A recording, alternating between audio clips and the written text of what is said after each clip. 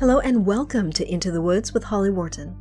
This podcast is all about our journey into the woods of ourselves, getting to know who we are, where we are, and where we're going in life so that we can create the life that we want to live. It's about deepening your connection with yourself, taking inspired action, and really trusting yourself and your intuition. It's also about mindset. Our beliefs are such an important part of this journey. And there are so many ways for us to change our mindset so that we can more easily live a life of expansive joy. This podcast is also about going literally into the woods and spending time in nature, and how that can help us on our own personal journey of self-knowledge. Thank you so much for joining us today. Now let's get into this week's episode. Hello, adventurers, and welcome to the Into the Woods podcast, episode 459. This is your host, Holly Worton, and I'm back with another solo episode. Today, I'm going to talk about how to know when you're putting too much pressure on yourself, and how to stop, get back into balance, and move forward. Now, this is a topic that has been on my mind for longer than I realized. It's something I've been thinking about lately, but when I went to my list of podcast topics to see what I was going to talk about today, I realized it was already on my list. So clearly I've been thinking about this for a while. Now, I've been feeling a little bit overwhelmed lately. We recently had a kind of last minute family visit, which got me out of my routine, which I really, really need. So I've been missing my routine, both work routine and life routine, and I've not been able to train for the last almost 2 weeks.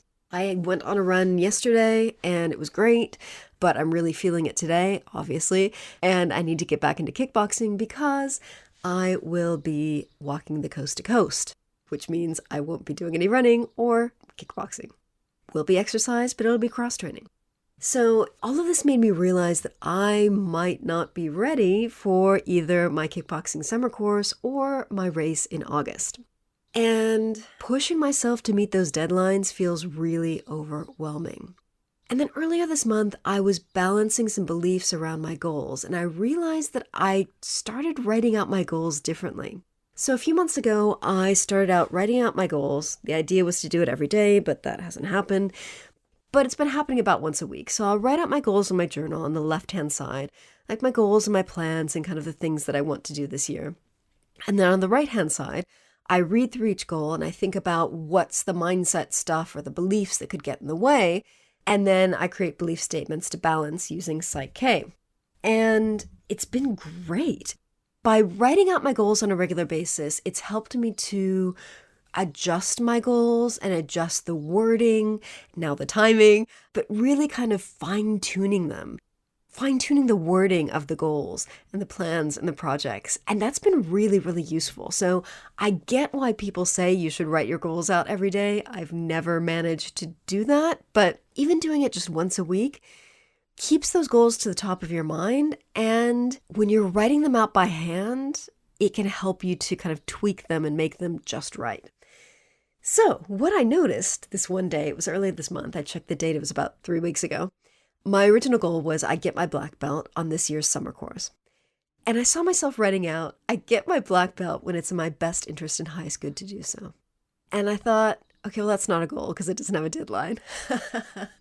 But I noticed that I was rewording a lot of my other goals to be a lot more flexible. And then I thought, are they still goals? They don't have a deadline. They're getting a little hazy. And it felt kind of reckless. But in my gut, I knew it was right. It just felt easier. It felt doable to part of me. And then to another part of me, it felt like I was giving up. And what am I going to do? And I need to stay on track and all the shoulds. So I think this is a super useful topic to explore. And I often find that when I have stuff like this going on for me, it's going on or has happened to other people as well. So hope you find this interesting and useful. So how to know when you're putting too much pressure on yourself? I think that's the place to start. What are the signs? So you might notice negative self-talk. So for the last week and a half that we had family visiting, I wasn't getting out there to train. I wasn't getting to classes.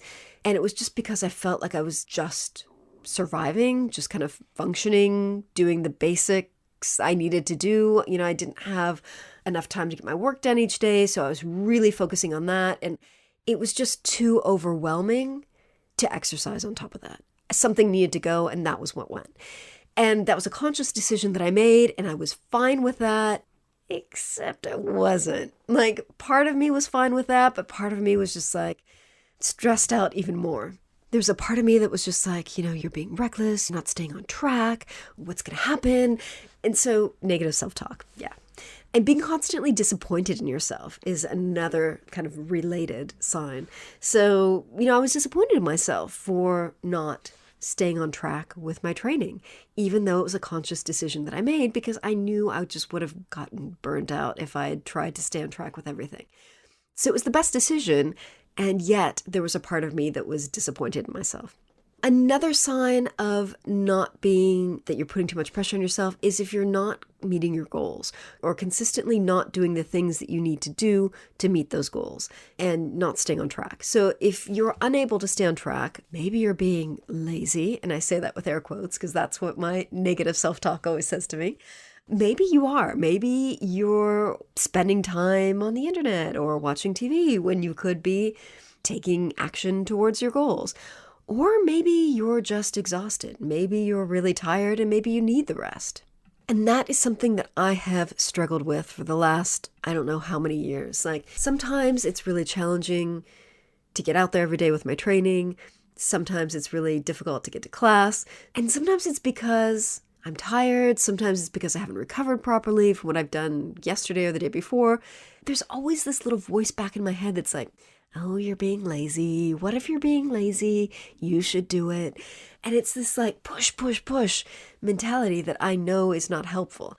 So I have implemented various tools that help me kind of give me external feedback that helps me to determine whether I'm being lazy, in air quotes, or not. And one of those things is the Oura ring. And I've mentioned this a couple of times on the podcast. It's spelled O-U-R-A, and I'll link to that in the show notes. It's a ring that you wear all day long, and it tests your heart rate variability, and your temperature all day and all night whenever you wear it.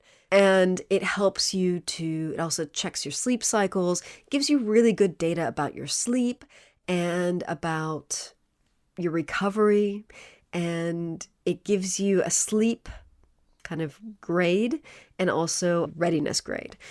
That has helped me. Obviously, none of this tech is 100% accurate, but it gives me an external perspective to help me make the decisions as to whether to train or to rest. I also use another app, Aura Data uploads to it as well. It's called HRV for Training. And that's a really good app because it imports my Aura data and then it asks you a series of questions to give you a subjective score. So it asks you, how was your sleep quality last night? But it automatically fills that out based on your Aura data, and you can adjust that as needed. It also asks, how was your training yesterday? Was it rest, easy, average, hard? What sport did you do? How did you perform? Worse, as expected, or better? How motivated are you to train today? And it's a sliding scale between not much and very. How is your current physical condition? Again, sliding scale. How's your mental energy this morning? How's your muscle soreness this morning? How fatigued are you this morning? And these are all sliding scales that you drag along to evaluate, to help the app evaluate where you are in terms of energy levels. And one of the final ones is, how would you describe your lifestyle? Unstable, travel or stress, or routine, can focus on your training. And just answering these questions is really, really useful because it helps me to focus on how am I feeling? Like it helps me to ask those questions so I can evaluate. How do I feel? Do I feel like I recovered? Do I feel like more sleep and I didn't get it? Do I feel like I'm ready for training or not? So having external data like that really, really helps me because sometimes it's hard for me to just tune in and be like, oh, I don't feel like training. What should I do? I don't know. This is my kind of solution for it. You might find other solutions that work for you, but I think this is something that can help a lot of people. So if you're consistently not meeting your goals, that might be a sign that you're putting too much pressure on yourself. The same as not being able to keep on track toward your goal. So I've just had a bunch of life stuff this year and I haven't been able to keep on track towards my goal. I'm not staying on track with my running plan for my training for my race, and I haven't been to kickboxing in 2 weeks. I'm going to go tonight, but it's been a while. Another thing that is a sign that you're putting too much pressure on yourself is burnout, or a feeling that you can't handle life. I was just talking to a friend of mine last week, and we just had a quick chat. I remember saying to her, I'm tired of life. Like, I'm just tired of stuff I'm doing to live. Like, it's not like I want to end things, but I'm just tired. Like, I don't know whether I'm burnt out or I'm heading toward burnout, but I'm just tired. So that might be a sign that I'm putting too much pressure on myself. Another sign is stress, exhaustion, anxiety. And I've had a lot of that this year, and I've had a lot of that for the last 2 years. And I was just thinking the other day that I feel like I still haven't recovered from all the stress of COVID. But of course, COVID isn't over. Like, things have changed a lot. Everything's opened up. Life is getting back to a new normal, but it's still there. And I have friends that are still getting it. And so it's always kind of a thing on the back of my head that, like, oh, I want to be careful. I don't want to get COVID because I have this thing coming up. Or I don't want to get COVID because I have to deal with that. I want to stay safe. I want to be healthy. And, I haven't had so much as a cold in the last 3 or 4 years, but it's always a possibility. So I think that's another thing that can cause a lot of stress and anxiety. Injuries are another sign. So it might be a sign. I mean, injuries happen for all kinds of reasons. But if you're putting too much pressure on yourself and you're training too hard and you're doing too much, that can lead to injuries. Thankfully, I'm not injured. I've been really, really lucky with that. Another sign is that your sleep cycles might be affected. And of course, that's something I get from my Aura data, but there are all kinds of apps and things that can help you check your sleep cycles. I mean, even so much as like a fitness watch can give you some data on your sleep cycles. So if you notice that your sleep cycles are affected, you're not getting as much deep sleep, you're not getting as much REM sleep, or you just wake up every morning and feel like crap, that's another sign that you might be putting too much pressure on yourself and training too much. And again, your adventures and your training, that's just one part of your life. Work might be stressful. Your business might be stressful. Like, family life might be stressful. Like, there are so many other things that add stress to our lives. So take that into account. Like, your adventures and your training for your adventures, it's not an isolated part of your life. Like, everything affects everything. So everything could be affecting your sleep cycles. If you notice that recovery takes longer than usual, that might also be a sign that you're putting too much pressure on yourself and overtraining, and that can lead to burnout. Another sign is if you're neglecting other important areas of your life so that you can focus exclusively on your goals. That's not been a problem for me, but it definitely could be a sign. So that's kind of the list of signs that I've put together to help you determine if you're putting too much pressure on yourself. And overtraining, or you've got too many goals, or just life is too much. So I hope you found that useful. So the next step, once you've determined if you're putting too much pressure on yourself, is to reevaluate your goals and your plans and your projects. So the first question to ask yourself is, what do you need right now? So I'm feeling like I need rest. Unfortunately, I don't have time to rest because I'm going on a 2-week backpacking trip. I could quit. I could decide not to go, but I'm going with friends. We've been planning this for months. I'm really excited about it. This is kind of a once-in-a-lifetime thing because all these people got together at this time to do this, so I'm doing it. And we'll see how that goes, because when I come back, I will be doing a podcast episode, so I'll let you know how that went. So probably I need rest right now, and this trip is going to give me a lot of rest from day-to-day stresses, from work things, from other aspects of my life, but it will be physically demanding. In a time when I feel like I've been getting a lot of physical rest because I didn't work out for 2 weeks, but I don't know, we'll see. In general, I feel like I need rest. So that's a question for you to ask. What do you need right now? What do you need in your life right now? And that will help you determine what you're going to keep, what you're going to postpone, and what you're going to remove from your list of goals, plans, and projects. So I would take that list that you've got, and if you don't have a list of goals, plans, and projects for this year, do it now, and make that list, and then ask yourself some questions to help you to determine your priorities. So you might already have that list prioritized, you might not. But the important questions to ask you to help you to redetermine the priorities are these goals still important to you? And go through the list one by one. Is this goal still important to me? Is this goal still important to me? If it is, keep it. And if it's not, remove it. If it's no longer important to you, then just don't do it. Take it off your list. Next question is, how do these goals make me feel? Am I still excited about them? So if I go through my list of goals for the year, and some of them aren't goals, they're just kind of plans for the year, stuff I want to experience. When I look at them, they all still excite me, and they're all still things that I want to do, but I might need to do them on a different timeline. So how do these goals make you feel? Are you still excited about them? Next, how would you feel if you removed one of these goals or each of these goals from your plans? Would that be acceptable to you? Would you regret it in the future? So I look at my two major fitness goals or adventure goals, which are my black belt and my race, and I don't want to delete them from my plans. Like, I want to do them, but maybe not in the timeline I originally selected. So that's disappointing, but I know that they're still important to me, and I know that I don't want to remove them. And I think it's important to consider removing each of your goals from your plans, because that helps you kind of tap into how you would feel if you did that. I don't have a lot of regrets in my life, but there is one thing, that a decision that I made years ago that I probably just need to come to peace with. It was a conscious decision that I made, but I kind of regret it. It's something that I can't really go back and fix easily. So regret's crappy. So ask yourself if you would regret this goal in the future. So I actually thought about, like, would I regret like not getting my black belt at all and just like quitting kickboxing and focusing on my running? And that felt crappy.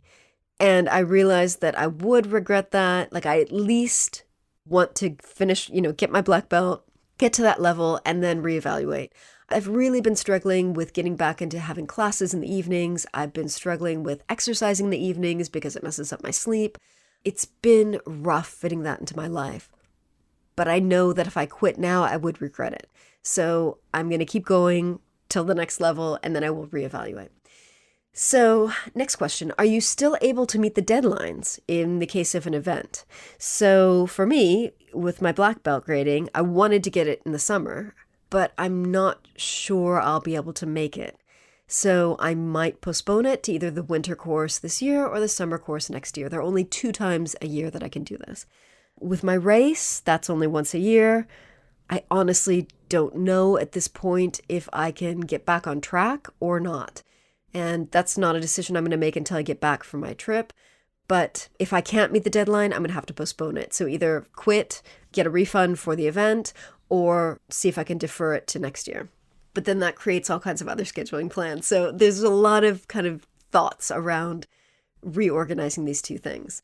Any of the goals depend on someone else, because if they do, you might need to postpone. So my kickboxing grading depends on them letting me do the grading. So the school that I go to is an alliance of different schools in the area, but they won't let you do your black belt grading if they don't think you're ready. So I do need to sit down and have a talk with my teacher at some point and say, hey, do you think I'm ready to grade on the summer course or not?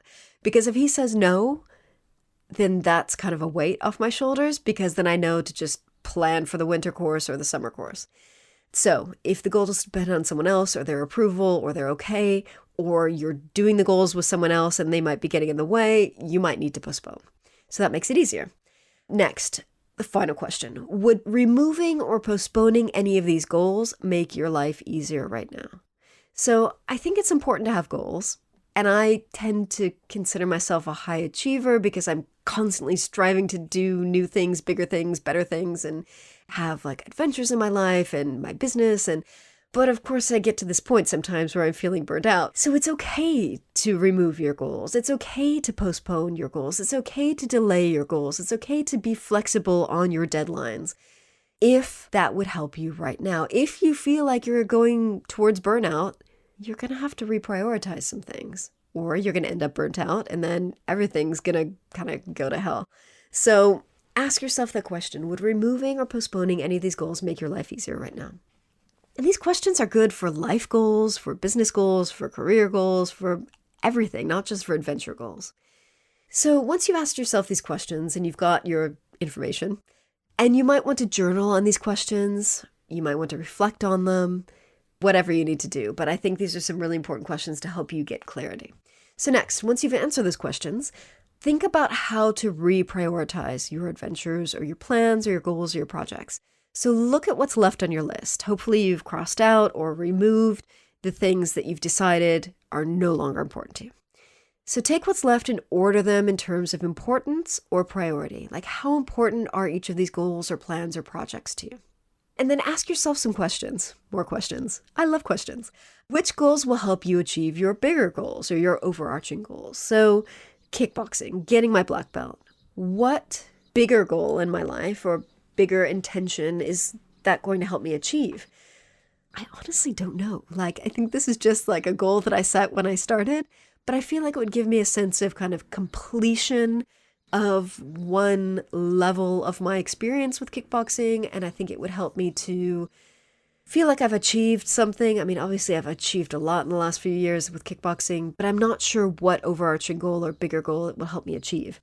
Probably it would just help me stretch out of my comfort zone again and help me realize that I can do scary things and I can achieve big things, which is the same thing really that my race in August is going to help me with. I really love running. That's a bigger goal that I've got for myself.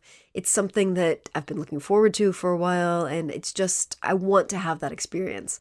And it's really going to expand my sense of what's possible for me. So yeah, those are really good answers. Which goals are most aligned with your values? Well, adventure is one of my biggest values. Big surprise. Both of those goals are they're very aligned with my values. They're very aligned with adventure and freedom and growth. So both of them are. But those are good questions for you to explore, because you might have a goal that you think, oh, this goal isn't really mine. It's something that I felt like I should do or someone said I should do, but it's really not aligned with my values or my bigger goals or my projects for my life. So if your goals are not aligned, that might help you remove more goals from the list or pop them lower down on the list. So spend some time with that list and reprioritize them. That's something I need to do myself. I've got my list in front of me as I'm talking here, but it's important to know which goals are most important to you. And so for right now, for me, the top two goals are my black belt and my race. And I honestly don't know which one is more important. So that's something I'm going to be reflecting on over the next couple of weeks and hopefully have an answer when I come back. But I'm finding that really tough, having two big goals that I really don't know which one is more important. So yes, ask yourself some questions, journal on it, and hopefully you will come to an answer. And if you find it really difficult, this is something I haven't done yet, but one thing that my husband and I always do when we can't decide on something, whether it's like what to have for dinner or what to do or whatever, we flip a coin. And so obviously one thing is on one side of the coin, one thing is on the other side of the coin, you flip, you get the result. And the important thing with this exercise is that you don't go with the result automatically. You look at the result and you go, okay, how do I feel about that? How do I feel about this goal being number one priority? Does that feel good? Does it feel bad? And then that helps you tune into how you feel, and it gives you more information that can help you set your priorities. It's super simple, but it works really well. So finally, do the mindset work. And I know I talk about this all the time. What I use for mindset work is Psych-K, which is what I mentioned earlier.